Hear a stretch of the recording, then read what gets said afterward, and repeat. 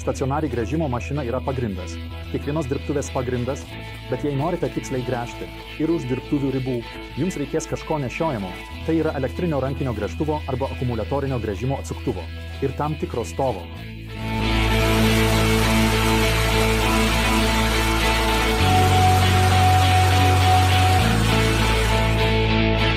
Labą dieną, mano vardas Toms Krisensk ir šį kartą noriu šiek tiek pasigilinti į mobilius gręžimo stovus. Gręžimas iš akies yra gerai, aš tai galiu, sakote savo. Tačiau pabandykite pasikviesti dar vieną porą akių pagalbai. Jos greitai išsklaidys jūsų iliuziją, kad gręžiate statmenai. Žinoma, su šiek tiek praktikos galite išgręžti beveik statmenai ir kai kurioms programoms to visiškai pakanka. Tačiau yra darbų, kur tikslumas yra svarbus ir pasikliauti subjektyviais įspūdžiais yra kaip loterijos bilietas.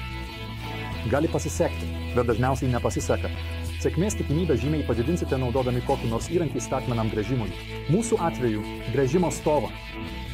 Net ir pats primityviausias užtikrins pakankamai tikslius ir, svarbiausia, pakartojamus rezultatus. Dirbtuvių gręžimo stovai dažniausiai yra gana tikslus ir su šiek tiek geros valios juos galime laikyti netgi nešiojimus. Panašiai kaip stacionarios gręžimo mašinos, jos turi vieną apribojimą, būtent stulpą, kuriuo juda gręžtuvas. Dideliems ruošiniams stovo aukštis yra per mažas arba trūksta svirties įsikišimo, kitaip tariant, atstumo nuo grąžto iki stulpo. Abu šios trūkumus sprendžia vadinamieji mobilūs gręžimo stovai. Pirmasis tipas yra stovas su nuimama dalimi, skirta tvirtinti gręžtuvus su įprastu 43 mm skersmens tvirtinimu. Tai praktiškai visos elektrinės rankinės gręžtuvės, veikiančios 230 V įtampa, tačiau tik nedaugelis akumuliatorinių gręžtuvų. Šie stovai yra kelių dizainų. Iš savo patirties galiu rekomenduoti pačius paprasčiausius su tiesiomis vedimo strypais, kurie iš esmės yra tikslesni nei tie su pasvirimo strypais. Be to, net ir su tais tvirtais galima gręžti kampu, kai stulpeliai apačioje šiek tiek ištraukiami pagal žymes, taip sukuriant reikiamą pasvirimą. Grįžimas į vertikalią padėtį yra garantuotas, tikslumas užtikrinamas gamykloje. Su pasvirimo stulpeliais ne visada galite pataikyti į vertikalią padėtį, todėl patartina naudoti kampainį nustatant. Antrasis mobilinių stovų tipas yra toks, kuris leidžia naudoti bet kokį grąžtą. Šie stovai turi savo griebtuvą, kurio velenas su 4 colio šešiakampiu tvirtinamas į grąžto griebtuvą. Tik dėl galimybės naudoti bet kokį akumuliatorinį gręžimo atsuktuvą tokį stovą galime laikyti visiškai mobiliu ir, svarbiausia, nepriklausomu. Dirbtuvių ir mobilūs grąžto stovai turėtų turėti gyvio ribotuvą. Standartinėje mobilių stovų įrangoje taip pat būna tvirtas arba nuimamas vedimas cilindriniams objektams gręžti, pavyzdžiui, strypams ar vamzdžiams. Jie išskirtinai gręžiami virš pagrindo. Mobilūs stovai nepasižymi tikslių vedimų, todėl grąžto galiuką galite įsmeigti į ruošinį su tam tikru išsibarstymu. Tačiau gręžimo statmenumas užtikrinamas pakankamu tikslumu.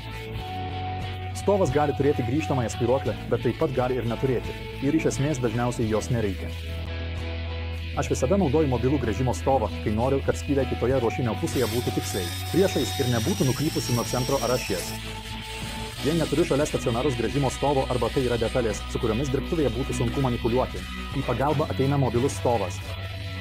Vienas pavyzdys – lauko medinių konstrukcijų dalys, tokios kaip pergolės, stoginės ar supynės.